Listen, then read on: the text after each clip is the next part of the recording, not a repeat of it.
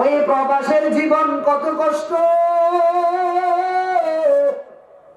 যদি এটা প্রবাসের ওই স্ত্রী তার কষ্ট আর ব্যথা যদি বুঝতো, আজ কোন প্রবাসীর স্ত্রী 5 জন সন্তান রেখে কখনো হিজরত করতো না।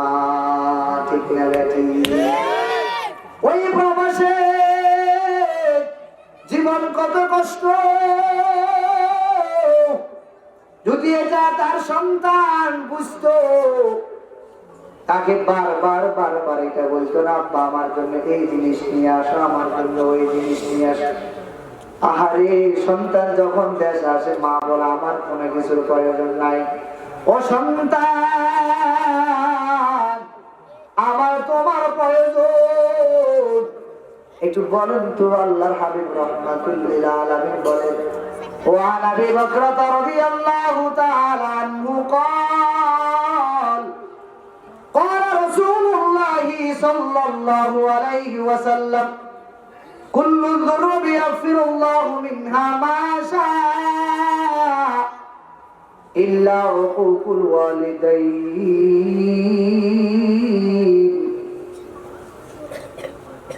আল্লাহর হাবিব রাহমাতুল্লিল আলামিন বলেন, আল্লাহ পাক রব্বুল আলামিন কুল্লু যুনুবি ইয়াগফিরুল্লাহু মিনহা মা শাআ।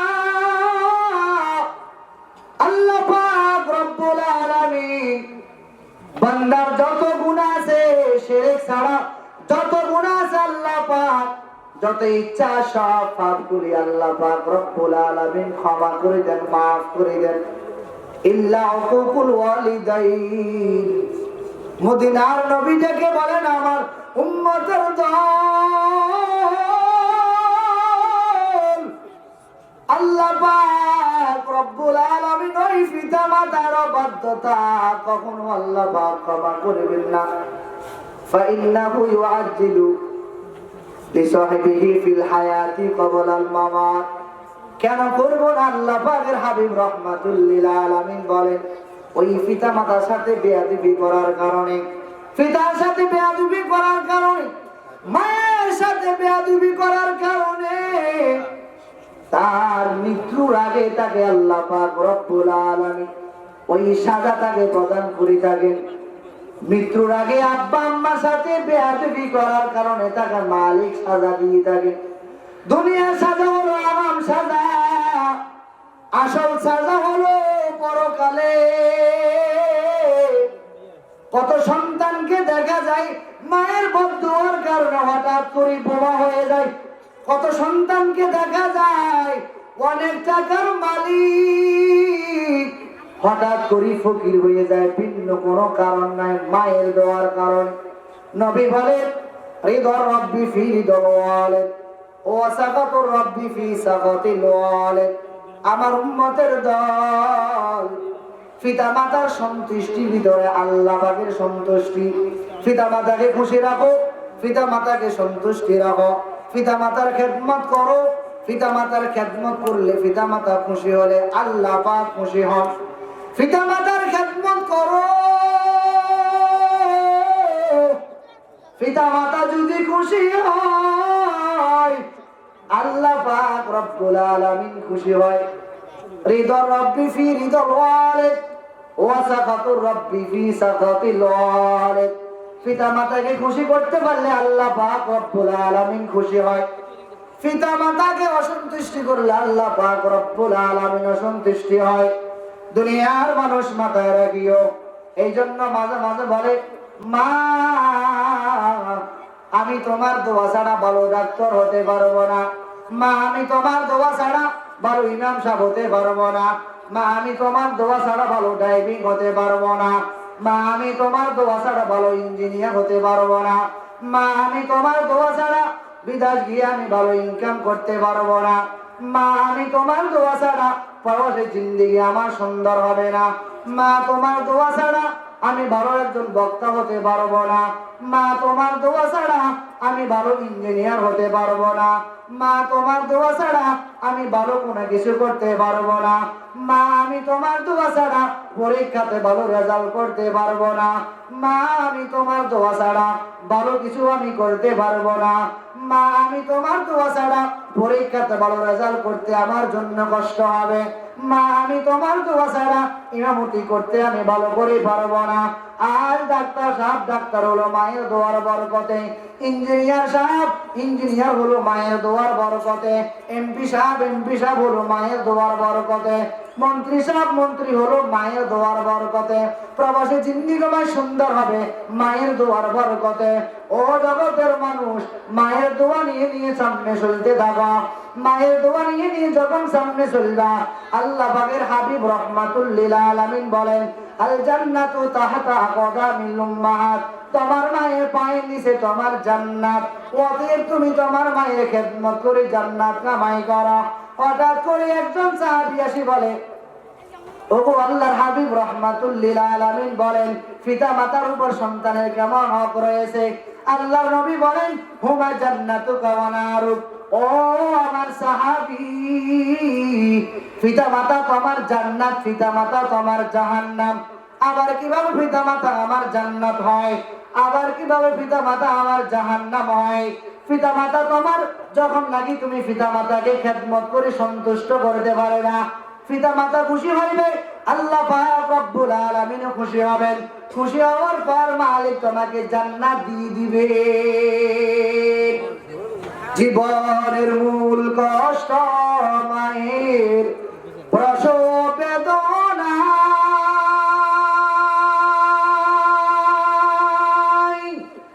সাত আসমান সাত জমিন তখন মায়েরই মাথা।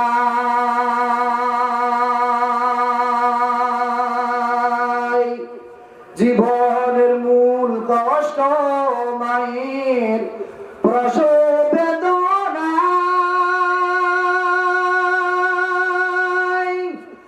সাত আসমান সাত জমিন তখন মায়েরই মাথা।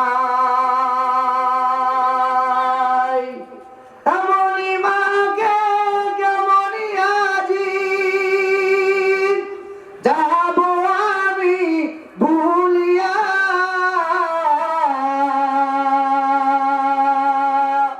ও আমার প্রাণের মা, মা গো মা, কোথায় গেলে মোরে সারিয়া?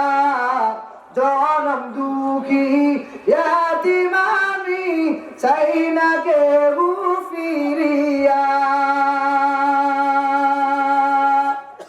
আমি যখন ছিলাম আমার মায়েরই উদরে,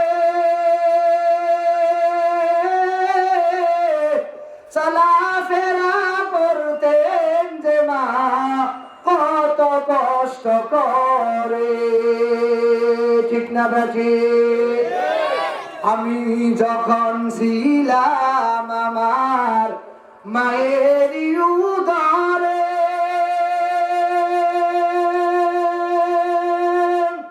চলাফেরা করতেন যে মা কত কষ্ট করে।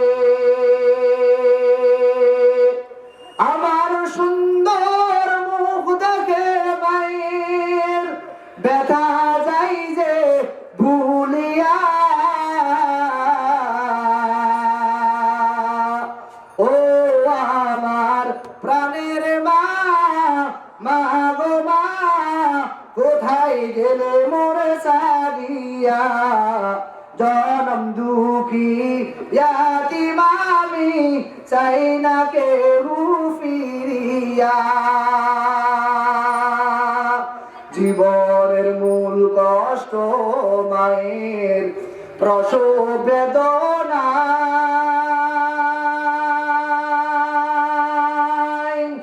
সাত আসমান সাত জমিন তখন মায়েরই মাথা। আল্লাহ পাক যা বললাম শুনলাম, আমাদেরকে সঠিক কথাগুলোর উপর আমল করার তৌফিক দান করেন। সিল্লা বলেন আমিন। আমি আসলে ব্যক্তিগতভাবে দুঃখিত, আমি আসার সময় আমার নিজের ব্যক্তিগত ফোনটা হারিয়েছি। বয়সে প্রথম মোবাইল, সম্ভবত আল্লাহ ফোনে খাটিয়ে নিয়ে গেছে। আমি এখানে আসার কথা ছিল না, ফোন হারিয়ে গেছে মানে তো বুঝলাম কোনো নাম্বার নাই, যোগাযোগ নেই। বহু হাইজে বসে বসে অনেকের নাম্বার বিশাল এক তালিক হয়ে গেছে আমার খবর,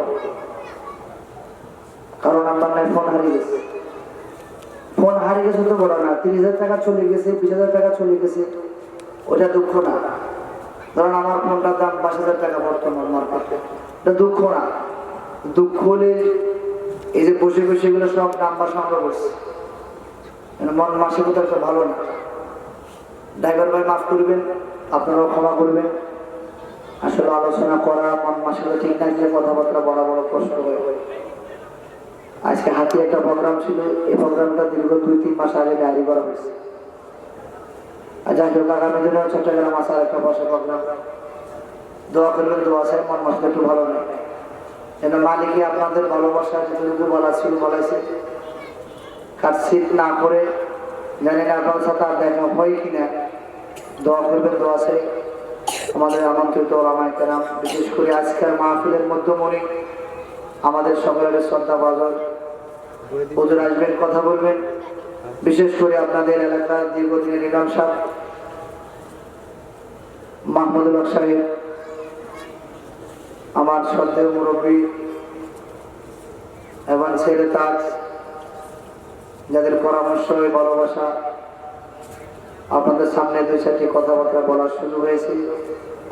খেয়াল রাখবেন, ভালোবাসা রাখবেন, ভালো দৃষ্টিগোচর থেকে দেখবেন। হাতের কাছে ভালো একজন আলেম পাওয়া, এলাকাতে ভালো ইমাম সাহেব থাকা, ভালো আলোচনাকে দিয়ে কথা শোনানো, সন্তানকে মানুষের মতো মানুষ তৈরি করা, আব্বা আম্মার খেদমত করে সুসন্তান দাবি করা, এটা অনেক ভালো গুণের অধিকারী একজন মানুষের দ্বারা সম্ভব হয়। যাই হোক, যা বললাম শুনলাম, আল্লাহ পাক আমাদের ভুলভ্রান্তিগুলা ক্ষমা করে সঠিক কথার উপর সর্বপ্রথম আমাকে আমল করার তৌফিক দান করে